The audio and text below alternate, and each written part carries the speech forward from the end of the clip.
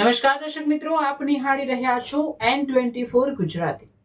તો નજર કરીશું આજના મહત્વના સમાચાર પર। ગુજરાત વિરોધી કોંગ્રેસની માનસિકતા સામે ભરૂચ જિલ્લા ભાજપના મૌન ધરણા। મલ્લિકાર્જુન ખડગે તેમના વિવાદિત નિવેદન બદલ ગુજરાત અને ગુજરાતીઓની માફી માંગી। કોંગ્રેસના રાષ્ટ્રીય અધ્યક્ષ મલ્લિકાર્જુન ખડગે દ્વારા ગુજરાતીઓને અભણ અને મૂર્ખ ગણાવતા વિવાદિત નિવેદન બાદ સમગ્ર રાજ્યમાં વિરોધનો માહોલ સર્જાયો છે।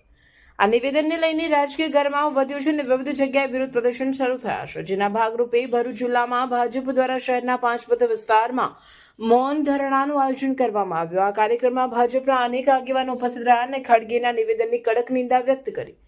ધરણામાં જિલ્લા પ્રમુખ પ્રકાશ મોદી, ઉપપ્રમુખ નિરલ પટેલ, ધારાસભ્ય રમેશ મિસ્ત્રી, શહેર પ્રમુખ જતીન શાહ તેમજ માજી જિલ્લા પંચાયત કારોબારી અધ્યક્ષ ધર્મેશ મિસ્ત્રી સહિતના આગેવાનો જોડાયા હતા। આગેવાનોએ જણાવ્યું હતું કે મહાત્મા ગાંધી અને સરદાર પટેલની પાવન ભૂમિનું અપમાન ગુજરાત ક્યારેય સહન નહીં કરે।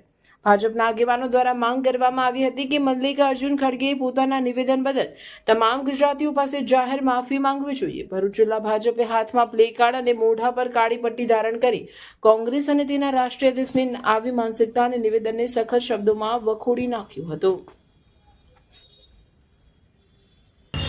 કોંગ્રેસના રાષ્ટ્રીય અધ્યક્ષ મલ્લિકાર્જુન ખડગે કે જેઓએ તાજેતરમાં મહારાષ્ટ્રમાં એક રેલી દરમિયાન વારંવાર ગુજરાતીઓનું અપમાન થાય, દેશના આદરણીય વડાપ્રધાન શ્રી નરેન્દ્ર મોદીનું અપમાન થાય, તેમજ દેશના આદરણીય ગૃહમંત્રી શ્રી અમિતભાઈ શાહનું અપમાન થાય એવા શબ્દો ઉચ્ચારેલા છે।